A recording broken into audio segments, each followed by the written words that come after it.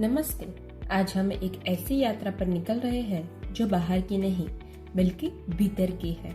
इतिहास गवाह है कि दुनिया में बड़े बड़े युद्ध हुए जिन्होंने साम्राज्यों को जीता, लेकिन उसमें से कुछ ही ऐसे थे कि जिन्होंने इतिहास ने महावीर या जितेंद्र कहा। आज की समस्या, आज हम एक ऐसी समय में जी रहे हैं जहां हमारी आजादी का हमला हमारे इंद्रियों के माध्यम से हो रहा है।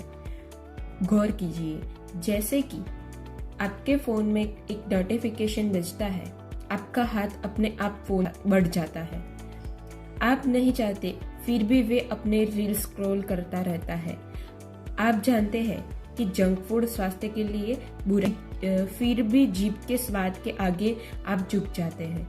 जितेंद्रिय का अर्थ यह नहीं है कि आप अपनी आंखें को फोड़ डालो या कान बंद कर लो। इसका अर्थ है इंद्रियों का पूर्ण अनुशासन। क्या आप अपनी इंद्रियों का उपयोग कर रहे हैं या आपकी इंद्रिय आपका उपयोग कर रही है? यही वह बारीक अंतर है जो एक साधारण मनुष्य और एक महापुरुष के बीच होता है। जब तक आप इंद्रियों के गुलाम हैं, आप एक अदृश्य कारागार में बंद हैं। हमारे प्राचीन ऋषियों ने मानव जीवन को समझने के लिए एक अद्भुत रूपक दिया है, जिसे कठोपनिषद में विस्तार से समझाया गया है। कल्पना कीजिए एक भव्य रथ की। शरीर एक रथ है, यह जड़ है, इसे चलने के लिए ऊर्जा चाहिए। इंद्रियां घोड़े हैं। हमारी 5 इंद्रियां उन 5 शक्तिशाली घोड़े की तरह है जिसमें अपार वेग है। वे हमेशा बाहर के विषयों, सुख, रूप, रस की ओर भागना चाहते हैं। मन लगाम है। घोड़े कहाँ जाएंगे, यह लगाम तय करेगी। बुद्धि सारथी है, जो लगाम को पकड़कर बैठा है। आत्मा रथी है, जो पीछे बैठा है। संकट कहाँ है? समस्या तब आती है जब सारथी सो जाता है। जब हमारी विवेक शक्ति सो जाती है तो मन रूपी लगाम ढीली पड़ जाती है। फिर ये 5 घोड़े अपनी मनमानी करते हैं। आंखें वह देखना चाहती है जो मन को उत्तेजित करे, कान वह सुनना चाहते हैं जो अहंकार को पुष्ट करे। परिणाम, जीवन का रथ बिखर जाता है। जितेंद्रिय वह है जिसने अपनी बुद्धि को इतना जगा लिया है कि वह मन की लगाम को कस कर रख सके। इंद्रिय वश में होती है तो वही ऊर्जा जो पहले व्यर्थ हो रही थी, अब आपकी संकल्प शक्ति बन जाती है। ऐतिहासिक शिखर हनुमान और बुद्ध के उदाहरण देखते हैं। हनुमान जी, ब्रह्मचर्य और विजय। हनुमान चालीसा में एक पंक्ति है, जितेंद्रिय बुद्धिमाता वरिष्ठम। जब हनुमान जी लंका पहुंचे तो उन्होंने रावण के महल में ऐसी विलासिता देखी जिसकी कल्पना भी कठिन है। सुंदर स्त्रियां, मदरिया, स्वर्ण और काम वासना का वातावरण। लेकिन वाल्मीकि रामायण कहती है कि हनुमान जी के मन में एक क्षण के लिए भी विकार नहीं आया।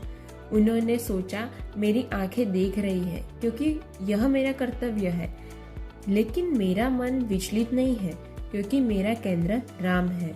यह जितेंद्रिय होने की पराकाष्ठा है। विषयों के बीच रहकर भी उससे अछूत रहना। विवेकानंद का एकाग्रता बल। स्वामी जी से किसी ने पूछा कि आपकी याद शक्ति इतनी तेज क्यों है? उन्होंने उत्तर दिया, मैंने कभी अपनी ऊर्जा को अपनी इंद्रियों के माध्यम से बहने नहीं दिया। मैंने इंद्रिय संयम किया, जिससे मेरी मानसिक शक्ति इतनी बढ़ गई कि मैं एक बार पढ़ी हुई किताब कभी नहीं भूलता। इस चर्चा का लाभ तभी है जब हम इसे जीवन में उतारें। इसके 4 मुख्य स्तंभ हैं। आहार शुद्धि, जैसा अन्न वैसा मन। अगर आप बहुत अधिक उत्तेज तामसी भोजन करते हो तो आपकी इंद्रियां कभी शांत नहीं होगी। जीभ पहली सीढ़ी है। दृष्टि और श्रवण का चयन। आज के युग में आंख सबसे ज्यादा प्रभावित है। तय कीजिए कि आप क्या देखेंगे। गंध की हिंसा और नकारात्मक समाचार आपके अवचेतन मन को दूषित करते हैं। एक जितेंद्रिय व्यक्ति अपनी आंखों का फिल्टर खुद बनाता है। मौन और ध्यान। हर दिन कम से कम 20 मिनट मौन बैठे। जब अपने आप बाहर का बोलना बंद करते हैं तो आप भीतर की आवाज सुन पाते हैं। ध्यान हमें यह सिखाता है कि हम अपने विचारों और इच्छाओं के गुलाम नहीं बल्कि उनके दृष्टा है।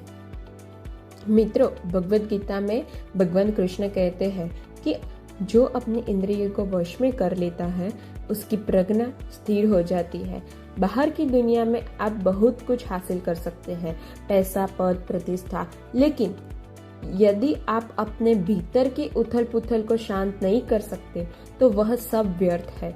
एक जितेंद्रिय व्यक्ति ही वास्तव में स्वतंत्र है, बाकी सब तो अपनी इच्छाओं के कैदी है। अंत में आज एक समय छोटा सा संकल्प लें। अपनी किसी एक ऐसी आदत या इंद्रियों को चुनें जो आपको कमजोर बनाती है और उस पर नियंत्रण का अभ्यास शुरू करें। याद रखें, जो स्वयं को जीत लेता है उससे कोई नहीं हरा सकता। धन्यवाद।